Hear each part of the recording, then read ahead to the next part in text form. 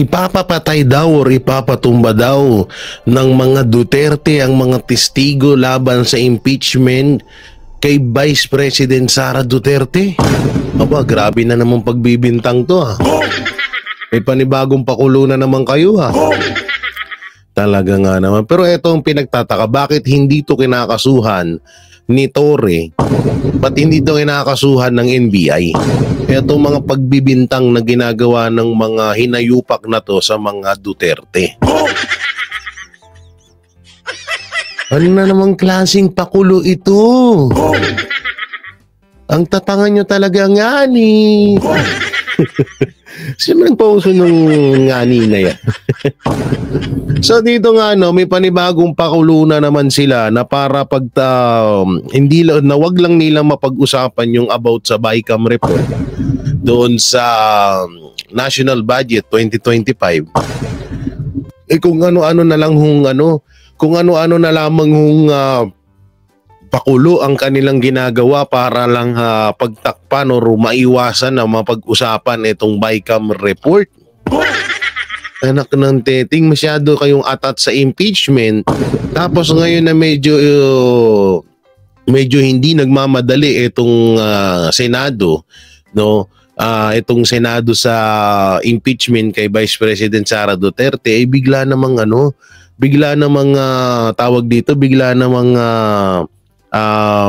maglalabas na naman kayo ng panibagong pakulo. Ang dami niyong pakulo. Wala naman kayong nilaga. Guys, itong mga to, ang dami nilang pakulo. Ewan ko ba kung sa ano talaga kung may award lang mapatungkol sa mga diversional tactic, sa mga pagmamind conditioning, sa propaganda, sa black propaganda, talagang panalo na tong mga to. Grabe, sukdulan na talaga sila. Ang galing nila maghanap ng mga panakitbuta sa mga issue na karapat dapat nilang pag-usapan, no? Grabe na, tandaan problema sa Pinas. Nakatutok lang kayo sa impeachment. Tapos ito, may panibagong pakulo na naman kayo. Na kesyo ipapapatay ng mga Duterte ang mga testigo laban sa impeachment. Grabe na talaga. So pag-usapan muna natin itong, bago tayo mapunta doon sa video na yun, pag-usapan muna natin itong pahayag ng inaanak ni Marcos Jr. na ito si Congressman anong pangalan nito? Wait lang. Ang pangalan niya si Congressman Cardema ba to? So ito ay play po natin. Magandang gabi po sa inyong lahat. Welcome po dito sa amin sa Calamba City.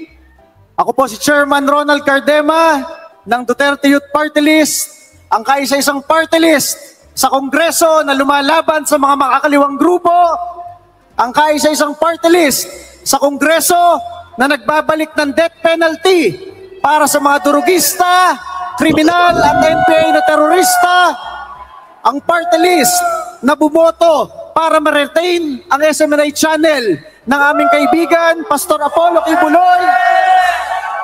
At kahit nagbalimbingan na lahat ng kongresista sa bansa, sa 300 na kongresista, nag-iisa lamang doon ang nagtanggol kay Pangulong Rodrigo Duterte nung siya ipinatawag at pinahirapan. Ang inyong Duterte Youth Party List lamang po ang nagtanggol kay Pangulong Rodrigo Duterte. Partida po inaanak ito ni Marcos Jr. Partida pa ho yun. Alam nyo, sa dami ng mga senador at kongresista na natulungan ng Pangulong Rodrigo Duterte, ngayon karamihan ay nagbalimbingan na. Pero bakit ang inyong Duterte Youth Party List ay patuloy na naninindigan at hindi bumabalimbing? Dahil alam namin, ang sambayan ng Pilipino, ang milyong-milyong mga Pilipino ay hindi babalimbing kay Rodrigo Duterte at kay Sara Duterte. Masabi ko sa inyo, si Pastor Apollo Kibuloy at ang SMNI channel, sila lamang ang tumulong kay Pangulong Bongbong Marcos nung kampanya nung 2021-2022. Kaisa-isang channel. Totoo yun. No, totoo yun.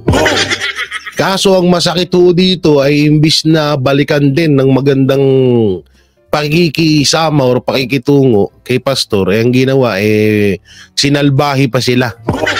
Oo, pati yung simbahan, pati yung mga member na tahimik na nagdadarasal doon sa loob, binalahura pa nila. Ganyan ho kasama ang administrasyong Marcos.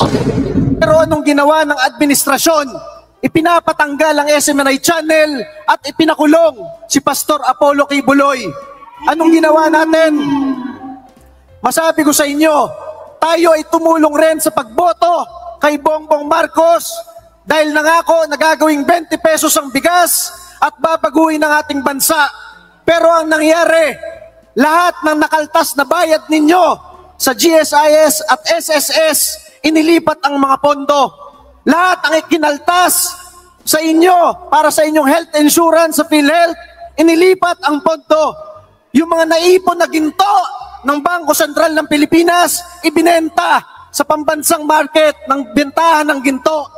At mas dumami ang mga kriminal at durugista ngayon sa ating bansa. Kaya masabi ko sa inyo, tayo ay nabudol ng Administrasyong Marcos. Pero ang pinakamalaking pambubudol dyan na hindi natin mapapatawad ay nung in-impeach ng 240 na kongresista na walang utang na loob, si Vice President Sara Duterte. Di alam niyo kung bakit nasasabi to ni Cardema. Alam niyo kung bakit. Alam niyo totoo naman talaga eh. No, halos yung mga party list, mga congressman diyan, mga nagpatulong sa mga Duterte para manalo sila. O pustahan tayo yung mga diyan, wala lang mangyaring dayaan eh. Wala lang mangyaring bayaran eh. Hindi mananalo yung mga party list ngayon na bumoto rito sa impeachment kay Vice President Sara Duterte. At saka ito mga kaibigan, mag-research din po kayo kung sino-sino itong 240 na mga congressman para sa susunod, para sa darating na halalan, wag nyo na ho itong iboto. Totoo naman, ang dami talaga. Ang daming nakinabang. Ang daming nakinabang sa mga Duterte, ang daming nakinabang kay Vice President Sara Duterte, kay PRRD at kay Pastor Apollo Kibuloy. Lalong-lalo na si Marcos. Ang SMNI lamang ang nagbigay daan na para ikampanya nila ng matindi etong si Marcos Jr. Alam niyo ba yung mga pag-setup ng mga yan, katulad yun, yung mga campaign na material na yan? Alam niyo po ba na milyon ang bayad dapat yan, pero kay Marcos Jr. nililibre ho yan ni Pastor. Nililibre po yan ng SMNI. Hindi naman po nanunumbat ang SMNI, ang KOJC, or lalong-lalo na si Pastor Apollo Kibuloy. Hindi siya nanunumbat. Sinasabi namin to dahil iyan ang nalalaman namin at nangyari ho yan sa totoong buhay na hindi po alam ng ibang mga Pilipino. At yun nga ang masama, na imbis na pakitaan mo sana ng maganda yung mga tao, kasong nangyari, ipinakulong mo pa sa kasong matagal ng dismiss, matagal ng hindi naman napatunayan at binuhay lamang. Ang masaklap pa nito, binastos mo pa yung relihiyon nila. Kaya sobrang, kahit naman din ako sa katayuan ko dito sa nararamdaman ni Cardema at sa lahat ng KOJC member at sa lahat ng galit kay Marcos Jr., talagang matatawag siyang walang utang na loob. Unang-una, yung mga pangako pa lang, di ba? Wala na. Yung mga pondo, nasa akap na, yun na, sinasaing na ng iba. Imbis na yung PhilHealth nakakatulong sa mga kababayan natin may karamdaman at kapos sa pagbayad or sa pagbayad sa mga bills sa ospital, nangyayari, napupunta po sa mga ayu-ayuda. At yan ang katotohanan. Kaya ang panawagan ng inyong Duterte Youth Party List, tandaan ninyo ang pagmumukha ng 240 na kongresista na iyan na walang utang na loob kay Pangulong Rodrigo Duterte at kay Vice President Sara Duterte.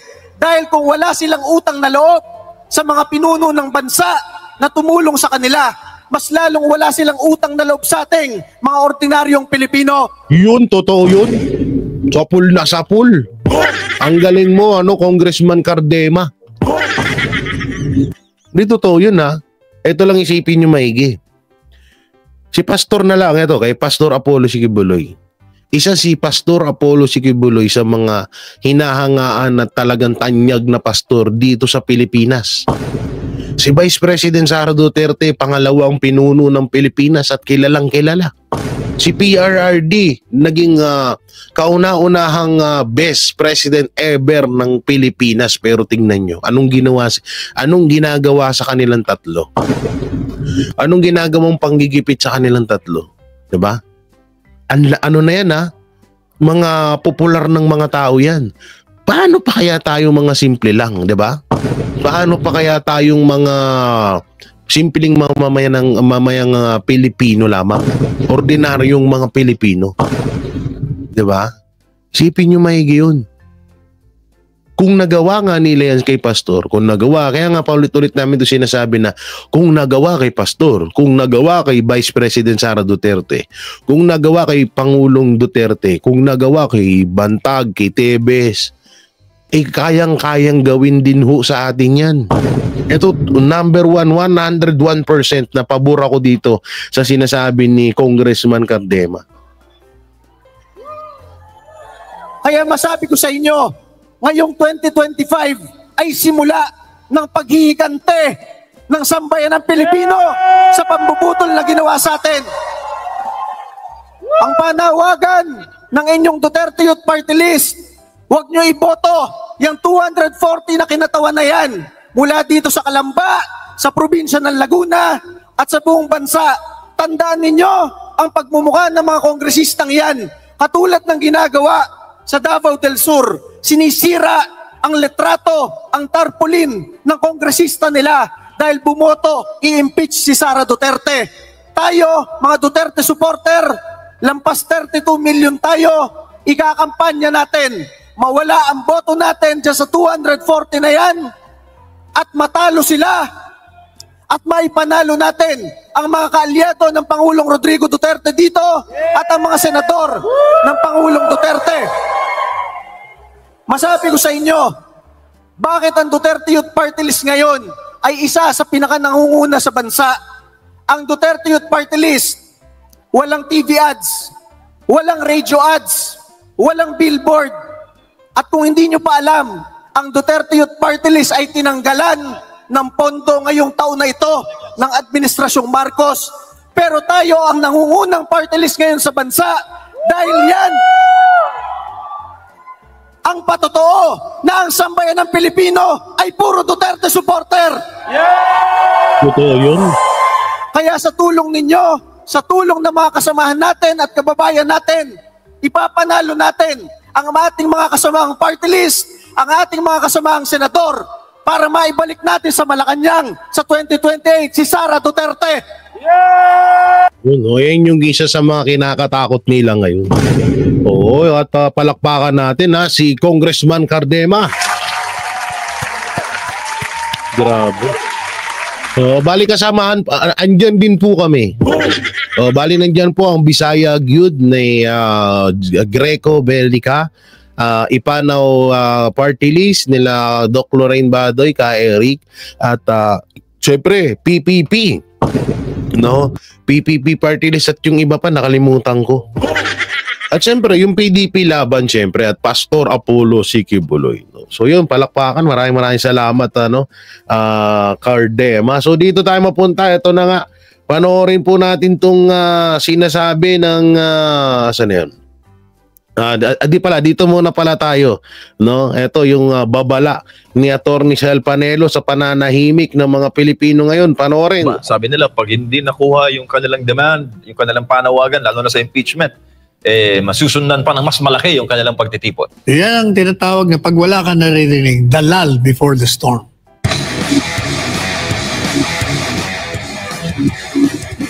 Yes, Attorney Sal. Sabi mo doon sa panawagan nating Vice Presidente na maging matalino ang mga botante sa pagpili ngayong pong eleksyon. O tama siya doon. Ang problema lang doon, alam mo, when you call on the intelligence of the voters, you have to consider also na meron bang kakayanan talino. Ayan ang palagi natin sinasabi. Walang problema sa mga panawagan na ganyan. Tama sinasabi ni Vice Presidente Sara, na maging mapanuri, di ba? Palagi kong sinasabi rito.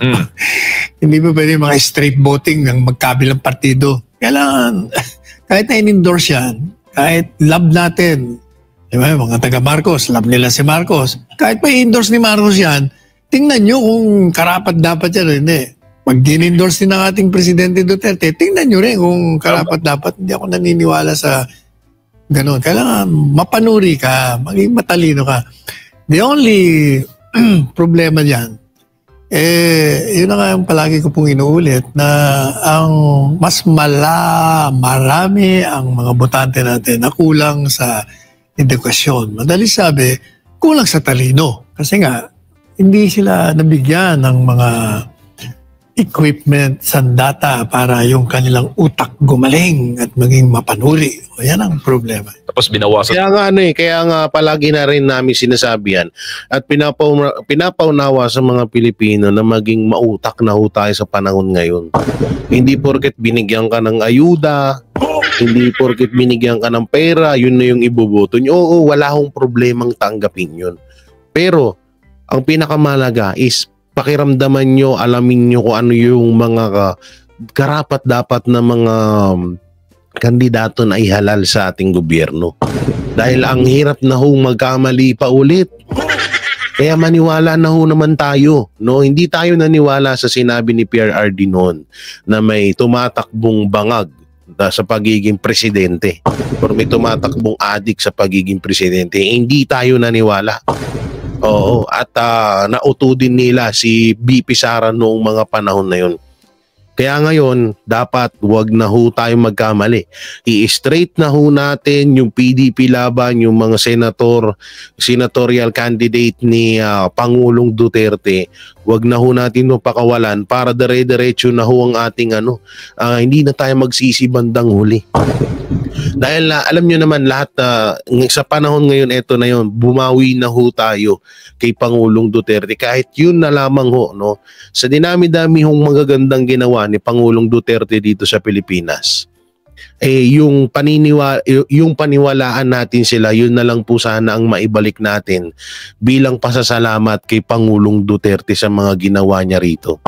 Na ihalal natin yung mga senador na ini-endorse niya ngayon. Alam nyo, minsan hindi pa sumablay sa pag-i-endorse etong si Pangulong Duterte. Katulad lang yan, si Senator Bato de la Rosa, Senator Robin, Senator Bongo, may ano ba? Yung mga senador na yan ay may nagawa at may nagagawa sa Pilipinas, 'di ba? Walang sablay, hindi katulad ng mga ini-endorso katulad niya nila Lito Lapid, nila Binay. Sino pa? Ni Amy Marcos. Sino pa? Si Villar. Walang ginawa kundi magpayaman lang sa Pilipinas. Si Abalos, si Manny Pacquiao, si Erwin Tulfo, at iba pa. Isipin nyo maigi, anong nagawa ng mga yan? Ito na lang, sa lahat ng kandidato na nasa lineup ni Marcos Jr. ngayon, itatapat natin sa 3 senador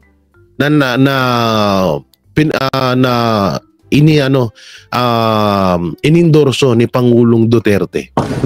Itapat natin lahat ng senador ni Marcos Jr. na ini-endorso ngayon versus sa 3 senador na babanggitin ko. Senator Bato, Bongo, and Robin. Sipin nyo na lang maigi yun.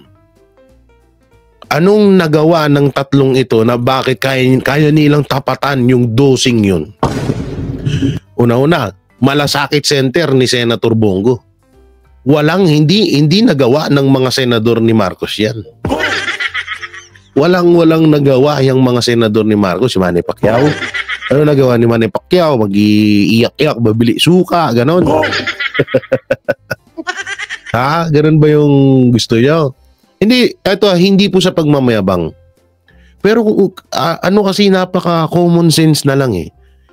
Sabihin na natin kay Senator Bongo lang, itapat mo sa dosing yun.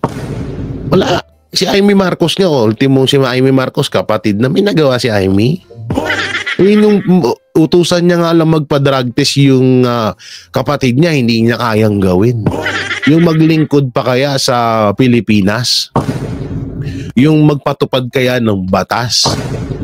Yung kapatid niya nga, hindi niya masaway sa mga nangyayaring kabulastugan sa Administrasyon Marcos ngayon. Ano pang magagawa niya para sa Pilipinas? Isipin niyo maigi yun. Samantalang etong mga senador na to ni so although mga bago yung iba, pero isipin nyo lang maigi, ganyan na ganyan din sila Senator Bato, Bongo at Robin noon.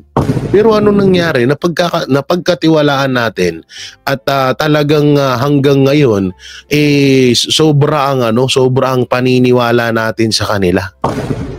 Isipin nyo lang maigi. Diba? Sobrang marami silang nagawa sa Pilipinas.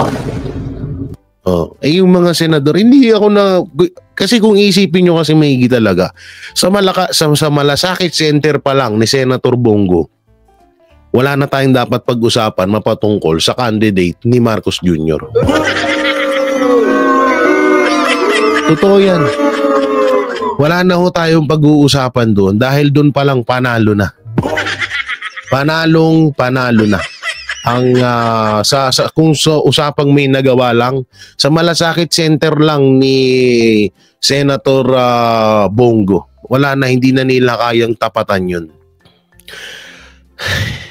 So yun po, mapunta naman na tayo dito sa isang topic natin na kung saan may panibagong bintang na naman sila sa mga Duterte. At ito nga yung parang natatakot daw sila kasi baka daw ipagurgur ng mga Duterte yung testigo nila. Anak ng teteng naman. Anak ng teteng naman kayo. Mga pinagsasabi nyo na naman sa mga chupulangkot baby ko mo. Ang cute ni Joel Chua dito. Dapat ganyan lang eh.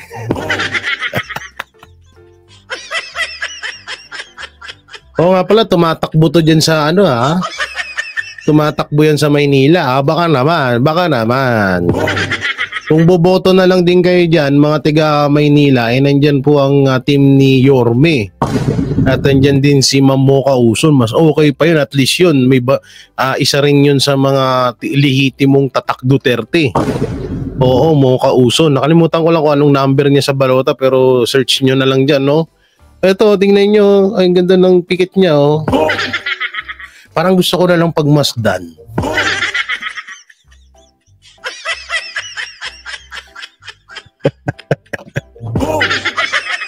Ang ganda ng pikit ni Joel Chua dito, O, UNTV, hindi ko kasalanan to, Hindi ko kasalanan to. Yung papikit-pikit ni rito, papikit-pikit ni Chua Bells.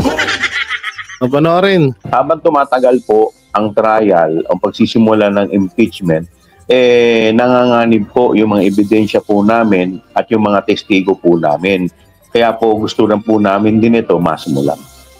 Posibleng magkaroon ng tampering o pakikialam sa mga ebidensya o kaya naman ay magbago ng isip ang mga testigo. Ilan ito sa mga ikinababahala ni Manila 3rd District Representative Joel Chua, isa sa mga itinalagang House Prosecutor para sa impeachment trial ni Vice President Sara Duterte. Testigo, magbago ang isip? Ba't naman magbabago ang isip? Ano naman pakulo to? Stress ako sa inyo Baka magbago ang isip ng testigo.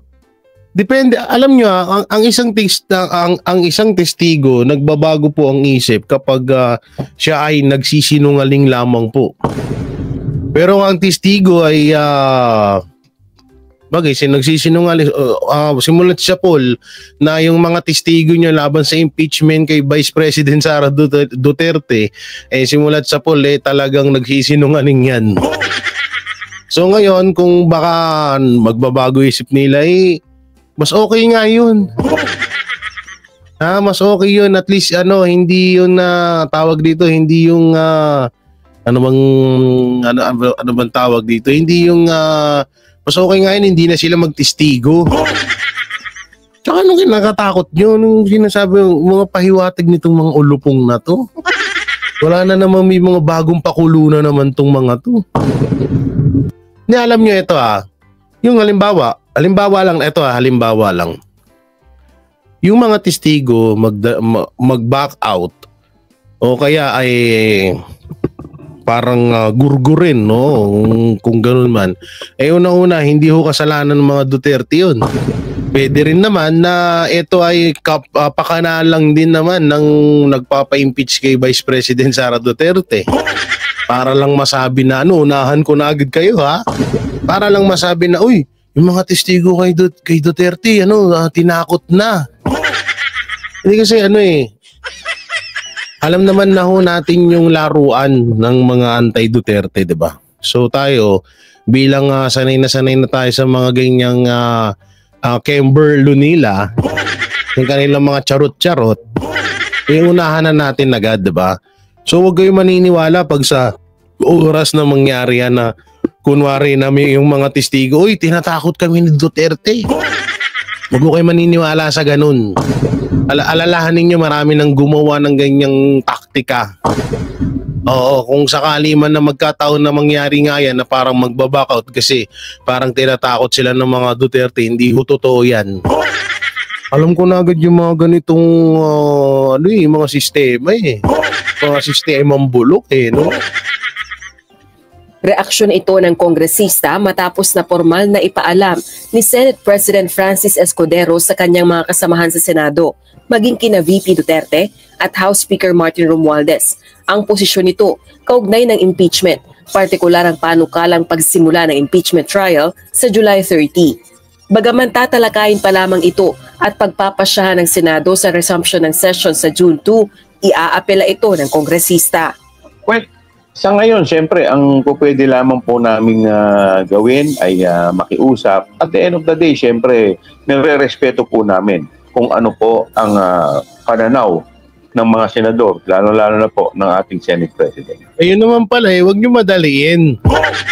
Nire-respeto pala, tapos pinupunto nyo dito, parang natatakot kayo na kesyo baka maunahan or ma-expired yung testigo nyo. Ano yung gatas, may expired? Kung kita mo, nakapikit ka na naman. Ano ba yan? Ano yung mapikit-pikit, nakapikit ka na naman dyan? Hindi naman kita pinapaganyan, no? Hindi ako may kasalanan yan, Pa-interview ka dyan, Ayon naman sa ilang legal experts, walang makikinabang sa pagkabinbi ng impeachment trial. Whether it is the impeachment court, the Supreme Court, any trial court, any quasi-judicial body, any administrative body, when there's a case, any delay does not benefit anyone. Even if everybody says it's a political exercise, it's not. It's about fairness, determining the truth, giving both sides a chance, and then... No, both side. Wala ngang ganun. Wala ngang both side na nangyari. Boboto sila. Bukod dito, maaari rin itong magbunga ng panibagong kwestiyon at kaso sa korte ayon sa isang constitutional framer. I don't agree that it should be postponed to July. They violated or did not follow constitutional mandate. They're accountable. Samantala, formal nang binuo ng House of Representatives ang Impeachment Secretariat para sa impeachment trial sa pamamagitan ng isang memorandum order mula sa tanggapan ni House Secretary General Reginald Velasco. Pangungunahan ng Impeachment Secretariat ng House Secretary General at magkakaloob ng technical at administrative support sa public prosecutors para sa paglilitis ng pangalawang Pangulo. Binubuo ang Impeachment Secretariat ng 134 na kawani mula sa iba't ibang departments ng mababang kapulungan. Rosalie Coz, UNTV News. Saya-saya ng mga congressman, no? Sabi ako, uy pre, walang bawas dapat yun, Uy pre, yung yung akin dapat paki-transfer na lang. Uy, transfer mo na lang yung alam mo na yun House Speaker. Sabi, ano si House Speaker, diba? Uy, House Speaker, yung sa akin, land bank. Uy, si South Speaker, Palawan Express na lang 150 million. Ay, ako po, ewan ko sa inyo mga ulo pong kayo. Ewan ko ba rito sa mga to? Ano to? Ano tong bahid ng ano na to? Ay, ito, ayoko nang pag-usapan to. Oo, ito, dito tayo. Tingnan natin to. Nangangamba ang ilang mambabatas na baka makompromiso ang mga ebidensya at testigo kung Hulyo pa gugulong ang impeachment trial ni Vice President Sara Duterte. Pero banat ng Senado, wala sa posisyon ng Kamara na madaliin sila. Nasa frontline ng balitang yan, si Camille Samonte. Tama yun. Nakasalukuyang miyembro ng House. Sa gitna ng nakabinbing impeachment trial sa Senado ni Vice President Sara Duterte, naglabas naman ng video ang Kamara para Talagang may pang brainwash sila eh. Dito napanood ko na tong video na to Dito lumalabas yung mga ang purpose nito hindi kasi ito ano pa ba purpose ng video na to? Kasi na-impeach naman na nila si Vice President Sara Duterte sa Kamara. Sa House of Representative, di ba? So, anong purpose dito? Ito yung, isa na naman, panibagong mind conditioning. Isa na naman panibagong mind conditioning na, alam niyo yun, na para mahikayat yung taong bayan na sumang-ayon sa impeachment kay Vice President Sara Duterte. Ang galing talaga ng House, no? Biruin niya, tignan niyo kung hindi panggigipit tong ginagawa nila. Nai-impeach na nila si Vice President Sara Duterte sa House of Representative. Tapos gagawa pa sila ng ganitong video. Dito pinapakita daw nila yung mga dahilan kung bakit na-impeach si Vice President Sara Duterte sa Kamara. Kung hindi ko na dito ipe-play yan kasi baka matsupulangko tayo. Okay, nung nakaraan po nampupula itong TV5, ewan ko ba. Parang ayaw na nila ipagamit yung mga video nila, no. So hindi ko na pinilay. Pero dito 240 namang babatas po ang pumirma ng impeachment kay Vice President Sara Duterte. So alam na this. Baka naman tandaan nyo ho lahat ng pangalan ng pumirma na yan. Tandaan nyo po lahat ng pumirma na yan. Buti pa nga ito, buti pa to yung sila Richard Gomez, yung mga anak ni Bong Revilla. Hindi pumirma diyan sa sa impeachment. Nagulat nga tayo yung mga hindi natin nasa katulad ng asawa ni Tulfo at anak ni Tulfo ay pumirma din dito sa impeachment na to. Magkano wait lang 240 tao. Ma'am, ito 240 times hindi pala times ba? Times 150. Grabe. Ito po ay nagkakahalaga ay 150 million. Tingnan natin 150 million. Paano ba yung ilan bang numero nun? So ito ay merong kung hindi ako nagkakamali 360 million kada isa. Ay hindi pala 360 million. Ay hindi, mali. Kaya mo na nga. Hindi kinumpute ko kung magkano lahat yung 240 sa tigwa 150 Daming pera nila, no? So di na natin to i-play mga kababayan kasi nampupula kasi yung basta alam niyo na yung kung sa mga vlogger yung alam na nila yung kasi dito may mga dollar sign. So pinupula ang video namin So kaya hindi ko na i-play yung pula. Okay, wala tayong magagawa, ganun po talaga. So ulitin ko ito nga. Papatungkol po dun sa mga testigo na nanganganib daw, sabi ni Joel Chua, ay kapag naglabas po sila ng propaganda na kesyo tinatakot yung mga testigo, dito sa impeachment ay alam na ho natin na isa lang lamang po yun na pakulo. Isa lang naman nila na drama yun. Unahan na natin kasi alam na naman natin ang karakas ng mga yan. So yan mga banateros, mga kabiyaya, anong may kukomento nyo sa mga napanood yung video dito sa ating YouTube channel? Comment nyo lang po dyan sa baba. Siyempre, don't forget to like, share, comment, and subscribe sa ating YouTube channel. Paipindot na lang din po yung bell button para lagi kayong updated sa ating mga video araw-araw. So maraming salamat. Ingat po kayo palagi and straight PDP laban. Pastor Apollo Sigibuloy. Paalam po.